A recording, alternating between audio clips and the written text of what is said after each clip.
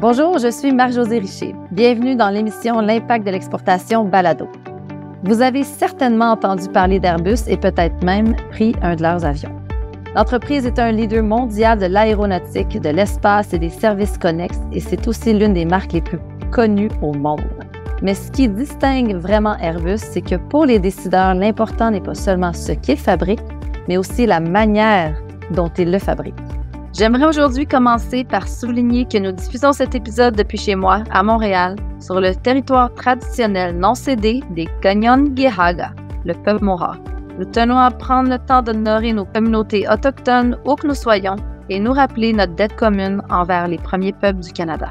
Aujourd'hui, je suis rejointe par deux incroyables femmes d'affaires et dirigeantes d'Airbus. Marie-Ève Rigolet, vice-présidente de la gouvernance et de la stratégie des achats chez Airbus, et Kaina Rougiani, est responsable de la recherche et de la technologie, ainsi que de l'innovation durable chez Airbus. Bonjour, mesdames. Bonjour, Marie-Josée. Bonjour, Marie-Josée. Merci d'avoir pris le temps aujourd'hui, avec vos horaires chargés, de converser un peu avec moi et de donner quelques trucs aux entrepreneurs qui veulent exporter.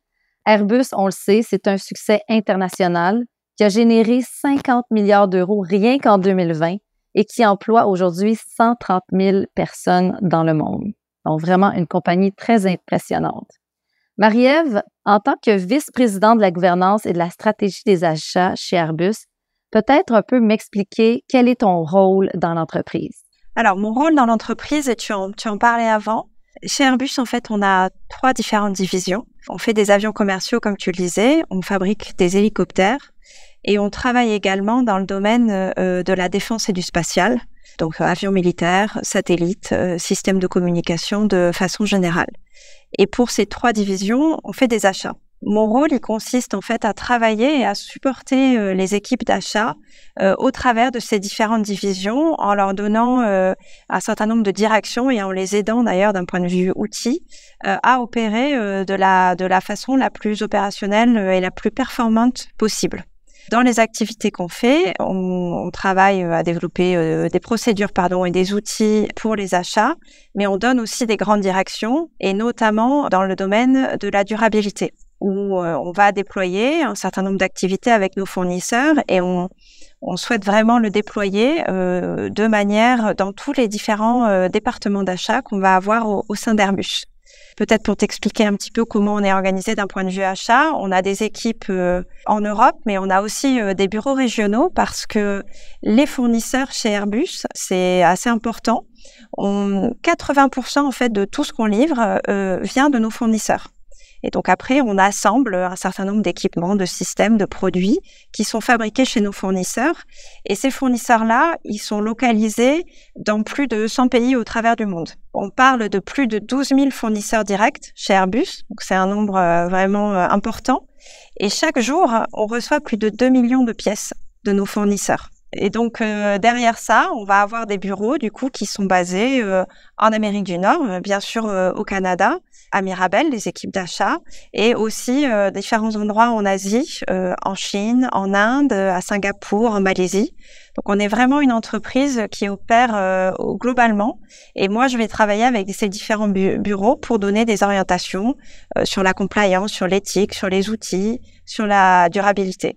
Un exemple concret, là, par exemple, juste pour nous donner une image d'un produit qui était peut-être moins durable, vous avez trouvé des fournisseurs ou vous avez travaillé avec vos fournisseurs pour le rendre plus durable, par exemple? Ça serait une de vos responsabilités aux achats? Alors, peut-être, je vais te donner un exemple, mais dans la durabilité, on entend pour nous différents éléments. La durabilité, ça va être des éléments plus liés à ce qu'on va dire l'environnement. Donc, tu vas avoir tout ce qui est décarbonation des produits. Tu vas aussi avoir tout ce qui est substances qu'on utilise. Mais derrière la durabilité, on a aussi des axes liés aux droits humains, à s'assurer qu'on ne travaille pas avec des fournisseurs qui ne respectent pas une certaine éthique, où on pourrait avoir des risques, par exemple, de travail forcé. Donc, on regarde à la fois, on va dire, d'où viennent nos fournisseurs, est-ce qu'ils travaillent en éthique et en conformité avec les attentes qu'on peut avoir, mais également, bien sûr, qu'est-ce qu'on peut avoir dans les produits, dans les substances qui sont utilisées, ou comment est-ce qu'on peut améliorer les éléments de décarbonation. Des exemples concrets que je peux te donner, d'ailleurs, On a fait des annonces de presse assez récentes là-dessus. On vient de sélectionner en fait et de travailler avec des bateaux de transport qui travaillent pour nous, qui vont utiliser des nouvelles voiles pour justement consommer moins de fuel et donc générer moins d'émissions de carbone. Donc on travaille aussi avec énormément de fournisseurs pour identifier des sources de carburant d'aviation aéronautique durable. Donc j'imagine que les achats, évidemment, vous travaillez sûrement étroitement avec Caïna. Caïna, tu es responsable de la recherche et de la technologie et aussi de l'innovation durable. Quel est ton rôle chez Airbus? Alors, mon rôle, Marie-Josée, chez Airbus, c'est que lorsque on s'est dissocié de Bombardier, tout le département de recherche et technologie n'a pas suivi. Alors, Airbus Canada a créé ce nouveau poste justement pour commencer à mettre en place des collaborations en termes de recherche et technologie avec des PME, donc petites moyennes entreprises, des PME locales, nos universités canadiennes et québécoises et aussi les centres de recherche. Mon rôle, c'est vraiment de faire arriver tout ça et de créer cette synergie avec aussi le groupe Airbus qui se trouve en Europe parce qu'on a un grand département de recherche et technologie qui se trouve en Europe et créer en fait cette synergie avec l'Europe en utilisant notre écosystème local pour faire la recherche et technologie. En fait, c'est pas mal ça mon mandat. Marie-Ève, tu as mentionné les 3 axes des activités d'Airbus tantôt. Qu'est-ce qui vous distingue de la concurrence? Alors ça, c'est une question intéressante. Si on se focalise, on va dire, sur des éléments, par exemple, de durabilité, en fait, pour moi, c'est pas la bonne question. Je ne pense pas qu'ensemble, au niveau de l'aéronautique, il faut qu'on soit en concurrence sur ces éléments de durabilité. Il faut qu'on travaille ensemble comme une industrie, comme un secteur global, pour aller dans cette direction-là. Et ceux qui croient dans notre secteur que c'est un avantage compétitif d'aller là-dessus, c'est qu'ils n'ont pas bien compris la problématique à laquelle on fait face. Aujourd'hui, on travaille justement dans différents forums et on est notamment à l'IAEG, qui est le forum international, un groupe international autour de l'environnement avec les différentes parties prenantes de l'aéronautique, à la standardisation et à travailler ensemble pour s'assurer qu'on va travailler sur une industrie qui sera complètement décarbonée à l'horizon 2050. Et ça passe par le fait de joindre nos forces. D'ailleurs, avant, on parlait de nos fournisseurs. Si chaque fabricant d'avions ou fabricant de produits spatiaux vient avec ses propres règles, ses propres demandes, ses propres évaluations, pour nos fournisseurs, ça devient extrêmement compliqué. Donc, notre volonté, c'est vraiment de joindre les forces et de travailler tous ensemble parce qu'on est d'abord, en tout cas moi, je suis absolument convaincue que c'est important pour nous de continuer à connecter les personnes et quoi de mieux, en fait, pour connecter les personnes partout dans le monde que les avions. Et pour pouvoir continuer à utiliser nos avions pour faire ces éléments de connexion, il faut absolument qu'on travaille tous ensemble sur cet objectif de décarbonation du secteur. Vraiment intéressant. D'ailleurs, je crois aussi au niveau c'est peut-être pas un axe de concurrence, mais je pense que au niveau de l'impact social au Canada de Airbus, je pense que vous générez énormément d'emplois, directs, mais aussi indirects. Puis quelles sont un peu les retombées de vos activités au niveau canadien? Je peux prendre cette question, Marie-Josée. Alors, nous comptons plus de 4000 employés au Canada, dont 3000 au Québec, dédiés au programme de la A220. J'aimerais juste apporter une précision. Airbus Canada, ce qu'on a, le programme, le A220, n'est pas juste un site d'assemblage, c'est un programme. Un programme veut dire quoi? Ça vient avec son ingénierie dans toutes les disciplines d'avion. On est aussi responsable de l'amélioration de l'avion lui-même et de son développement.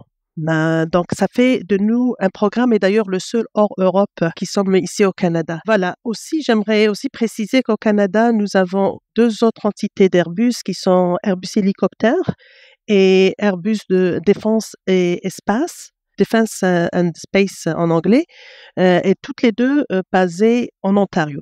Voilà, et ça compte dans le 4000 employés que j'ai mentionné tantôt. Donc, vous avez 4000 employés au Canada, mais de ce que j'ai compris, vous contribuez à créer près de 23 000 emplois indirects au Canada et générer 2 milliards de dollars de revenus dans plus de 700 entreprises canadiennes qui sont, j'imagine, pour la plupart des PME. Tout à fait. Puis, entre autres, j'imagine, justement, dans ces programmes-là, est-ce que vous participez avec ces fournisseurs-là à développer des solutions pour l'innovation durable, pour de la recherche et technologie? C'est vraiment en partenariat que vous faites ça? Alors, en ce qui concerne la recherche et technologie, ce qu'on fait, c'est intéressant parce que ça fait pas longtemps qu'on a ce département de recherche et technologie. On a déjà 2 projets qui ont été soumis au CRIAC, qui est notre consortium aéronautique en recherche ici basé à Montréal. Et avec ces 2 projets-là, justement, on a impliqué des PME qui travaillent avec nous, qui sont très avancés dans certaines technologies qui nous intéressent, nous Airbus. Et en fait, c'est comme ça que se crée la collaboration déjà pour des futurs avions et qui vont rencontrer nos objectifs de durabilité dont Marie-Ève a fait mention. Puis pourquoi, selon vous, c'est important que votre industrie se décarbone? Pourquoi est-ce que ça vient du leader? Est-ce que ça vient d'un enjeu économique? Justement, dans 25-30 ans, on pourra plus prendre l'avion parce que ça va trop polluer. C'est quoi les motivations profondes de Airbus de vraiment s'engager dans la création là, d'avions commerciaux à zéro émission, par exemple? Puis pourquoi ils veulent s'inscrire dans le développement durable? Peut-être je peux démarrer une réponse et puis Kaina, tu compléteras. Aujourd'hui, les émissions de CO2 dans le monde, ce que notre industrie représente, c'est 2%. Donc effectivement, tu pourrais te dire, Marie-Josée, 2% à l'échelle mondiale, est-ce que c'est si important que ça? Je pense que d'abord, il y a une perception, il y a des attentes sociétales, et on le voit, pour aller décarboner partout. Et donc, c'est pas parce qu'on représente 2% qu'il faut pas qu'on montre la voie et qu'on montre l'exemple. L'aviation, finalement, il y a eu plusieurs étapes dans l'aviation. Il y a eu d'abord de démontrer qu'on pouvait arriver à voler. Ensuite, il y a eu l'aspect sécuritaire, de démontrer qu'on pouvait arriver à voler en sécurité. Et puis ensuite, il y a eu le développement et l'accessibilité en fait, de l'aviation au plus grand nombre. Maintenant, en fait, notre 4e révolution dans l'aviation, et c'est ce que tout le monde veut, c'est d'aller vers la décarbonation. Parce que de se déplacer, de pouvoir accéder à différents endroits partout dans le monde, ça va rester, je pense, essentiel pour tous. Et que finalement, quand tu prends un avion, hormis les infrastructures aéroportuaires, tout le reste, on le fait dans le ciel. Et donc, on vient pas, en fait, impacter les terres, rajouter des rails ou rajouter des routes. Donc, on croit et on est vraiment convaincus du fait que si on arrive à décarboner notre secteur, on aura probablement la façon de se déplacer la plus propre dans le futur. Et donc, c'est vraiment Airbus, on a une vision, et cette vision dans notre société, c'est d'être les pionniers d'une industrie aéronautique et spatiale durable pour un monde sûr et uni. Et donc, dans cette vision-là, on parle de cet élément pionnier, du fait qu'on veut en permanence innover, et on souhaite vraiment montrer l'exemple dans la transformation de notre secteur. Et Airbus a vraiment pris cet objectif-là et il l'a décliné au niveau de ses opérations, au niveau de ses produits. Et ça veut dire quoi? Ça veut dire, plusieurs solutions ont été identifiées pour atteindre cet objectif-là, dont l'utilisation des carburants durables, qui constitue 60% des solutions, dont l'innovation durable et travailler sur des produits moins polluants. Et vous savez qu'Airbus a annoncé en 2035 de sortir le premier avion à hydrogène. Et aussi, il y a une partie qui est dédiée aux infrastructures aéroportuaires et l'autre à la gestion du trafic. Alors, juste pour vous dire que c'est quand même un objectif hyper ambitieux et qui est pris vraiment sérieusement par Airbus pour qu'on puisse y arriver tous ensemble vers cet objectif-là. Vraiment intéressant. On va revenir un peu tantôt là, sur vos La 220, désolée Marie-Josée, si je peux rajouter aussi. Allez. Et merci, parce qu'elle me rappelle, ma collègue, des petits points très importants. Ce que j'aimerais apporter, c'est que la 220, elle-même, quand elle a été créée, quand elle a été conçue, elle apporte aujourd'hui 25% de moins de consommation de carburant. Et quand je dis consommation de carburant, ça veut dire 25% de moins de CO2 émis par siège occupé. D'accord? Donc, l'A220, c'est vraiment une innovation de Airbus, c'est un avion. Le A220, c'est notre avion qui est fait à Mirabel, ici au Québec. Donc, il offre aujourd'hui déjà un apport de 25% de moins de CO2 par rapport à des avions similaires de la même taille. D'accord? Déjà là, c'est une nette amélioration. Voilà, c'est juste pour vous donner un exemple comment un avionneur peut contribuer à cet objectif-là de décarboniser le secteur en mettant sur le marché des avions qui consomment moins de carburant déjà. Et dans le futur, comme il a annoncé Airbus, c'est de changer complètement le carburant. On va y aller vers un carburant qui est durable et qui émet zéro CO2. Parce que c'est évidemment, dans le développement durable, la première solution, c'est de réduire.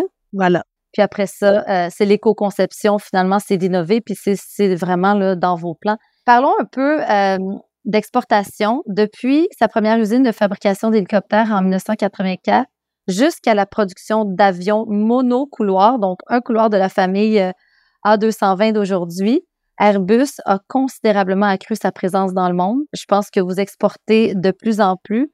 Comment le renforcement de votre présence au Canada a contribué à votre succès international? Depuis sa première usine de fabrication d'hélicoptères en 1984 jusqu'à la production des avions monocouloirs de la famille A220 aujourd'hui, Airbus a considérablement accru sa présence dans le monde. Comment vous pensez que le renforcement de votre présence au Canada a contribué au succès international d'Airbus? Alors, déjà, la première chose, c'est que en rajoutant un nouveau-né pour nous qui était à l'origine développé par Bombardier et qu'on a été ravis d'accueillir chez Airbus, donc le produit monocouloir A220, on est venu complètement compléter l'offre d'avions commerciaux d'Airbus. L'A220, en fait, il couvre une rangée d'activités en termes de produits et en termes de nombre de sièges qui est très complémentaire avec une famille historique qu'on avait de monocouloir A320. Et donc, elle vient complètement s'intégrer et améliorer, en fait, l'offre qu'on peut avoir vis-à-vis de nos clients. Sachant que, comme Kahina l'expliquait, l'A220, c'est un des produits les plus récents qu'on ait. Donc, d'un point de vue technologique et d'un point de vue durabilité, c'est un excellent produit et un produit qui vient améliorer aussi la consommation de fuel et donc d'émissions de CO2 chez nos clients. Ensuite, on a cette présence mondiale. On a des clients qui sont localisés partout dans le monde. Donc, c'est important pour nous aussi d'avoir une représentation et de montrer qu'on est une entreprise mondiale et d'être localisé aussi plus près d'un certain nombre de nos clients.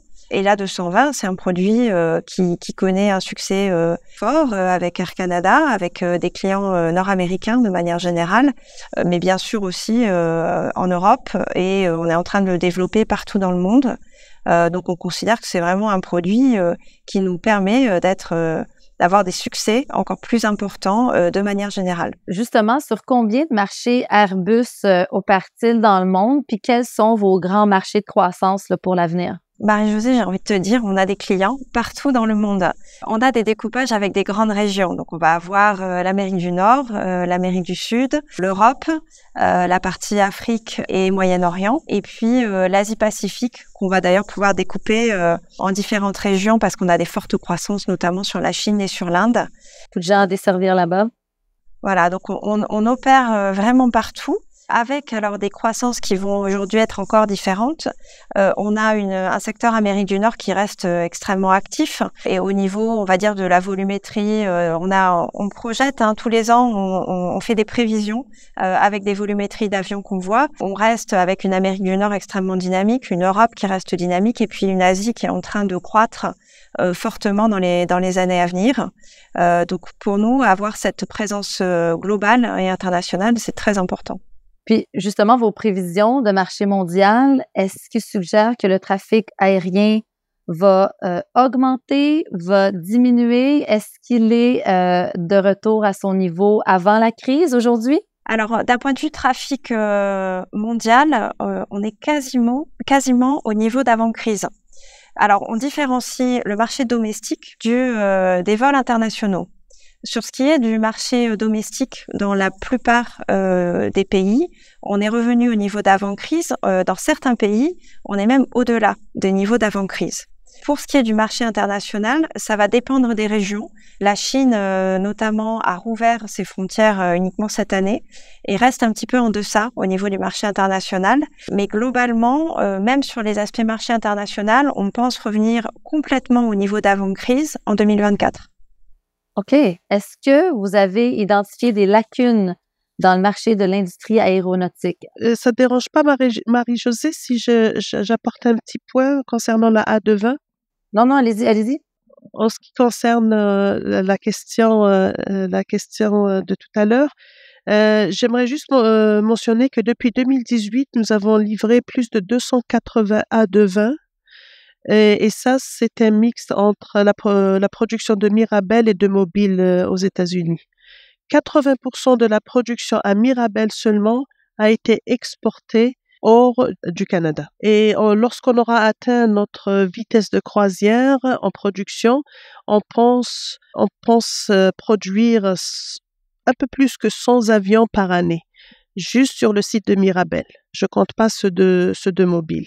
Et ça, bien sûr, seront livrés à nos clients et bien sûr une contribution très très grande à l'économie canadienne. Voilà. Oui, puis de ce que je comprends, un savoir-faire très très particulier qui se construit à Mirabel et dans le fond tout le monde en bénéficie, que ce soit au niveau local qu'au niveau international. Voilà. Est-ce que vous avez identifié des défis dans le marché de l'industrie aéronautique? Ouais, peut-être. Alors moi, je vais te répondre aujourd'hui.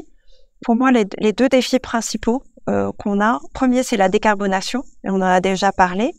Et pour arriver à la décarbonation, ça veut dire, Kaina en parlait, on s'améliore déjà parce qu'avec chaque avion actuel en fait qu'on livre, ce sont des avions qui ont une performance qui est meilleure d'un point de vue consommation de carburant et donc qui émettent moins de CO2. Donc ça démarre avec ça.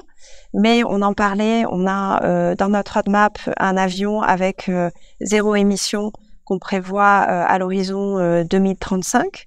Et on est en train de travailler sur des concepts d'avions qui vont nous permettre d'incorporer des carburants durables. Donc ça passe par toute cette ambition qu'on a autour de la décarbonation avec cet objectif long terme d'avoir zéro émission nette à l'horizon 2050. Et le deuxième enjeu, pour nous, ça reste la montée en cadence. Aujourd'hui, on en parlait juste avant, le secteur aéronautique est complètement reparti. On revient au niveau d'avant 2019 et oui, on prévoit qu'il continue de croître. Nous, on pense qu'il faut qu'on continue à livrer ces avions parce que d'ailleurs, ça nous permet de remplacer des avions d'ancienne génération et donc d'être meilleurs en termes d'émissions CO2. Et pour arriver en fait à satisfaire nos clients qui sont extrêmement demandeurs de ces nouveaux avions, on rencontre des défis assez importants dans le contexte actuel, qui est un contexte d'abord post-crise du Covid 2019, qui a beaucoup affecté notre secteur, ce qui fait que c'est compliqué de retrouver de la main-d'œuvre expérimentée et de réembaucher. On est dans un contexte inflationniste fort, donc pour nos fournisseurs, des difficultés autour du prix de l'énergie, autour de l'approvisionnement et du prix des matières, notamment. Donc tous ces contextes-là font que c'est compliqué d'amener notre chaîne de fournisseurs, qui représente 80% de la valeur de l'avion, pour arriver à satisfaire nos clients et à livrer les quantités d'avions qu'ils attendent. Je suis vraiment curieuse quand vous parlez de carburant durable. On est dans la pure innovation. Est-ce que vous avez dû trouver des nouveaux partenaires qui voulaient s'intégrer dans votre projet ou c'est quelque chose qui se faisait déjà pour l'automobile? Comment vous allez arriver à un carburant réellement durable? Comment ça se passe, ce processus-là? Oui, je peux l'apporter du point de vue d'Airbus Canada. Alors, les carburants durables, ça peut être d'une provenance biologique, comme ça peut être d'une capture de CO2 de l'atmosphère. Donc, toute origine qui n'est pas de source pétrolière, d'accord, qui reste durable, donc renouvelable aussi. Et ça, bon, les carburants durables, il y en a plusieurs types. Ça dépend aussi, comme je disais, de la source de production. Ici au Canada, en fait, le défi, c'est que on n'a pas encore malheureusement un producteur de SAF. SAF, alors donc carburant durable, Sustainable Aviation Fuel, qui est au niveau de la commercialisation. Ça veut dire où je peux aller acheter du carburant et commencer à le mettre dans mon avion. Or, quand c'est déjà aujourd'hui le A220, comme les autres avions d'Airbus, on peut voler jusqu'à 50% de SAF. Aujourd'hui, ça veut dire nos avions sont certifiés pour voler sur un mélange. Quand je dis 50%, ça veut dire je prends 50% du kérosène, qu'on appelle chez nous le Jet A Fuel, et 50% de ce carburant durable. C'est un mélange. Qui peut être quoi? De l'éthanol, de l'hydrogène? En fait, non, c'est pas de l'hydrogène. SAF, comme je disais, ça peut être, je vais vous donner des exemples, ça peut provenir des huiles usées, les graisses d'animaux. On va appeler ça les EFA. Donc, c'est un processus qui va vraiment réutiliser des graisses pour faire du carburant durable. Ça peut aussi venir des résidus forestiers. Vous savez, quand je dégaine un arbre, on a beaucoup d'industries forestières ici au Canada. Il reste des débris. Donc, ce débris-là, on peut le reprocesser pour en faire du carburant durable. Donc, vraiment de l'économie circulaire, finalement. Ah oui. En fait, nous, c'est sûr qu'on préconise le plus le SAF qui vient de sources, des sources de réutilisation. De rejet d'une industrie. Voilà, exactement. Il y a aussi d'autres processus que c'est de la capture de CO2 à partir de cheminées d'usines, par exemple. Et d'ailleurs, on a une entreprise ici au Québec qui s'appelle SAF+, qui travaille là-dessus. Ça peut être carrément de la capture de CO2 atmosphérique. Ça peut être donc des sources vraiment variables en autant que ça soit pas de sources pétrolières. D'accord? Tout ça, c'est des équipes à l'interne chez Airbus qui montent des projets en partenariat. Exactement. Alors, ça fait des années que Airbus travaille sur le carburant durable en partenariat aussi avec l'industrie. Comme je vous ai dit, ça constitue 60% quand même de la solution pour arriver au net zéro en 2050. Et ça, c'est comment on travaille en industrie. On a des comités de travail. En général, on l'a fait en dessous des comités de travail avec l'OACI. Ça fait des années que on travaille là-dessus pour s'entendre sur tous les processus qui devraient être compatibles à l'aéronautique et de faire voler nos avions. En fait, c'est comme ça que ça a été fait. Maintenant, aujourd'hui, on est arrivé à une maturité de connaissance où on a identifié ces SAF-là qui sont compatibles avec nos avions. Et le défi aujourd'hui au Canada, c'est vraiment, on n'en a pas de fournisseur canadien qui peut nous donner, nous fournir du SAF, parce que aujourd'hui déjà, je vais vous le dire, on a un objectif en 2030 que tous nos avions d'Airbus volent sur du 100% SAF. Tout à l'heure, je vous expliquais que aujourd'hui, on est certifié pour voler jusqu'à 50% de mélange avec SAF, mais nous, on veut, parce que pourquoi? Utiliser 100% SAF, on aura un gain encore plus grand en termes de CO2 qu'un mélange de 50%. Et on veut y aller à 100%. Pour ça, ça prend beaucoup de carburant durable. Si je peux me permettre, Kahina, pour moi, l'objectif, c'est que nos avions soient certifiés pour voler avec 100% de SAF, c'est-à-dire que d'un point de vue théorique, ils puissent voler avec 100% de SAF. Par contre, on n'aura pas nécessairement la quantité de SAF au niveau mondial à l'horizon 2030 pour être capable d'approvisionner tous les avions dans le monde à 100%. Il y a une ambition pour l'instant qui a été prise d'être capable d'avoir de la disponibilité du SAF à hauteur de 10% en 2030. Parce que comme le disait Kahina, aujourd'hui, alors nous, on n'a pas aujourd'hui vocation à fabriquer ces carburants durables, mais c'est pour ça qu'on travaille et on encourage et on pousse le secteur pour identifier des fournisseurs, pour avoir ce volume de carburant durable dont on a besoin le plus rapidement possible. sachant qu'on parlait de la façon de fabriquer les carburants durables, un des enjeux qu'on va avoir aussi dans sa fabrication de carburants durables, c'est d'avoir de l'électricité verte qui va nous pouvoir, dans certains cas, de les fabriquer.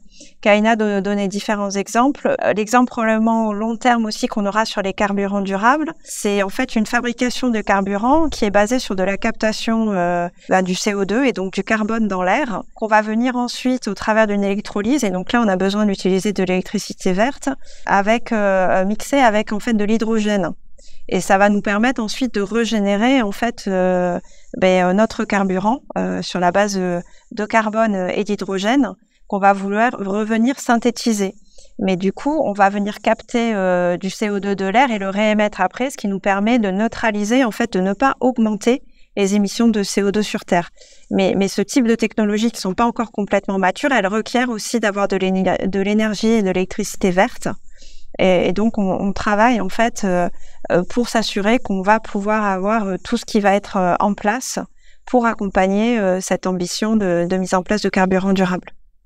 Et donc, on est en train d'ailleurs de travailler en identifiant des fournisseurs dans le monde, en travaillant ensemble d'ailleurs avec des compagnies aériennes, parce que il y a un certain nombre de compagnies aériennes qui sont extrêmement volontaires et qui veulent absolument aller dans cette direction-là. Et donc, on s'associe avec elles, avec des fournisseurs de carburants durables pour pousser dans cette direction-là. Extrêmement intéressant. Donc, vous avez dit que tout ce volet-là, dans le fond, parce que vous avez un objectif là, je le répète, de réduire vos émissions de carbone d'ici à zéro, d'ici 2050. Vous avez dit que 60% de cette réduction-là viendrait de la décarbonation, donc de l'utilisation de carburants durables. L'autre 40%, ce sont dans les matières premières pour les avions.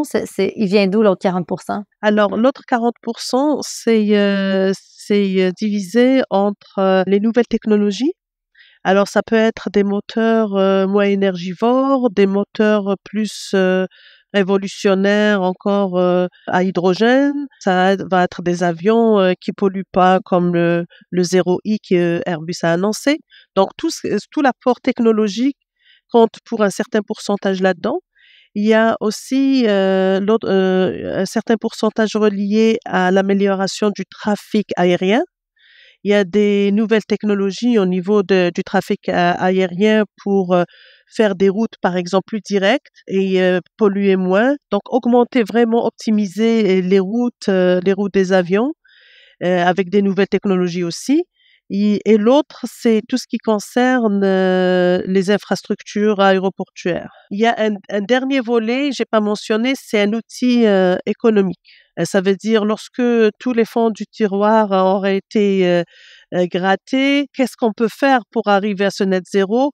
Donc, on va utiliser des outils économiques qui sont le achat des, comme on appelle les offsets. Donc, on met un certain argent pour faire un offset de CO2 qui nous reste, comme on dit, et puis après pouvoir payer pour en fait avoir des crédits carbone. Voilà c'est vraiment acheter les crédits de carbone, exact. En terminant, Marie-Ève ou Kahina, là, en tant qu'experte là, du développement durable de l'environnement chez Airbus, quelles sont les compétences ESG les plus importantes pour Airbus? Quels sont vraiment vos grands piliers ESG chez Airbus? On a beaucoup parlé de décarbonation au niveau de votre chaîne d'approvisionnement, au niveau, par exemple, social, au niveau de la prospérité, de l'environnement. Quels sont vos grands axes pour l'avenir?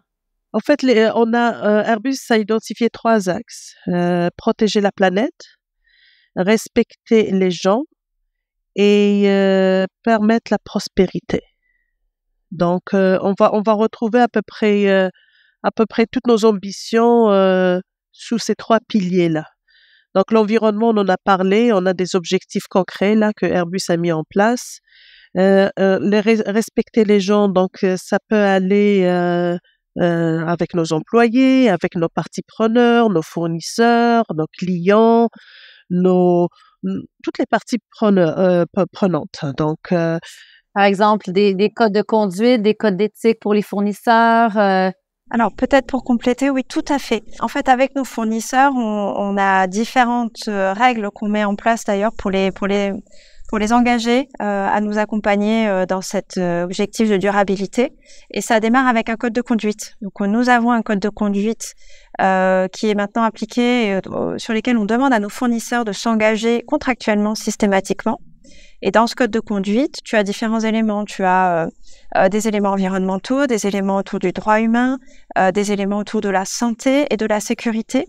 Et souvent, quand on parle d'ailleurs de quand on parle d'objectifs de durabilité dans notre secteur aéronautique, on a tendance à se focaliser que sur finalement des éléments qui pourraient être perçus comme négatifs. Donc l'avion, ça pollue et donc on se focalise là-dessus.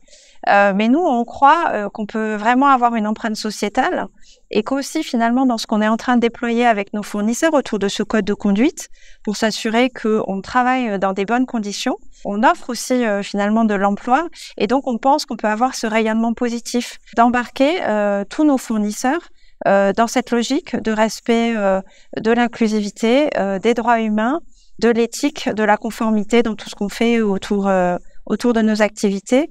Et tu en parlais avant, on en parlait même sur ce qu'on représente sur le Canada. Notre secteur, c'est un secteur qui a voie à croître. Et donc, on pense qu'on peut aussi avoir un rayonnement extrêmement positif sur ces éléments de durabilité en amenant toute notre chaîne de fournisseurs à travailler dans la même direction avec nous. Et par le fait même, donc, favoriser la prospérité locale et au-delà, finalement. Puis non seulement la prospérité, mais un savoir-faire. J'ai l'impression vraiment, en vous écoutant parler, que mes enfants vont vivre vraiment sur une planète complètement différente, puis qu'il y a tellement de secteurs d'avenir qui vont se développer par tous les projets que Airbus, par exemple, met en place. On parle de carburant durable, de décarbonation, de toutes les technologies qui doivent se émerger pour trouver des solutions aux enjeux auxquels on fait face aujourd'hui. Je veux dire, il y a tellement d'avenues et de travail à faire. C'est vraiment... ouais, j'ai l'impression que mes enfants auront du travail. Nos enfants auront beaucoup de travail dans le futur. Je nous le souhaite à tous, ouais. Oui, et Marie-Josée, juste pour finir sur cette note, et c'est ça qui nous laisse nous réveiller chaque matin pour venir, Marie et Ève et moi, à tous les matins, on se lève parce on sait qu'on a cette durabilité ancrée dans la stratégie de l'entreprise, et puis qu'on est vraiment fiers de contribuer à ce défi-là. Il y a juste un petit dernier point que je voulais peut-être toucher. Tu sais, Airbus, je pense, dans sa vision, c'est vraiment de connecter les gens. Puis j'ai l'impression, comme vous le dites si bien sur votre site Internet, quand on connecte les gens, on comprend mieux l'autre. J'ai l'impression qu'Airbus a aussi un désir de connectivité au niveau global qui a vraiment un impact, à mon sens, très social, où quand on comprend mieux l'autre, on s'intéresse à l'autre et on inclut la diversité, on inclut l'autre finalement. Donc, c'est vraiment, en tout cas, c'est la première chose que j'ai vue sur votre site Internet qui est votre grande mission finalement de connecter les gens, les familles au niveau global. À l'origine, Airbus, on est une entreprise européenne, juste à l'origine. Et finalement, même si on parle d'Europe, on peut être très différent d'un pays à l'autre en Europe. Et c'est ce qui fait partie finalement de notre ADN, de s'adapter aux différentes cultures. Parce que même si historiquement on était la Grande-Bretagne, l'Espagne, l'Allemagne et la France, ce sont 4 pays avec des habitudes et des cultures très différentes. Et je pense que ça fait partie de notre ADN et c'est ce qui fait que on a un intérêt particulier à toutes les cultures dans le monde et à cette capacité probablement à s'adapter plus facilement parce qu'on a déjà appris à s'adapter entre nous rien qu'en Europe et on est convaincu en fait du fait que pour pouvoir s'adapter, il faut une ouverture d'esprit, il faut voir les gens physiquement, il faut se connecter. Et finalement, on sort d'une crise Covid et on a vu ce qui s'est passé après cette crise Covid où on a dû tous être enfermés dans nos différents pays. On voit maintenant les tensions géopolitiques, on voit des guerres qui se sont développées après ce Covid et on est persuadé que ça vient aussi de la non-connexion des personnes et de la non-communication. Donc c'est vraiment quelque chose qui est au cœur de ce qu'on veut défendre. Vraiment très intéressant, mais merci en tout cas pour cette conversation extrêmement enrichissante. Je vois qu'Airbus est un pionnier dans son industrie, dans l'industrie aéronautique. Je vous encourage à continuer. Merci énormément. Marie-Ève Rigolet, vice-présidente gouvernance et stratégie des achats chez Airbus, et Kaina Oudjehani est responsable de la recherche et technologie ainsi que de l'innovation durable chez Airbus. Merci à toutes les deux pour le temps que vous m'avez accordé aujourd'hui. Merci beaucoup. Merci Marie-Josée. Merci de nous avoir rejoints aujourd'hui sur l'impact de l'exportation balado. Si vous avez apprécié l'épisode d'aujourd'hui, on serait ravis que vous vous abonniez, que vous notiez et que vous laissiez un commentaire sur votre plateforme de streaming préférée. On se revoit dans 2 semaines.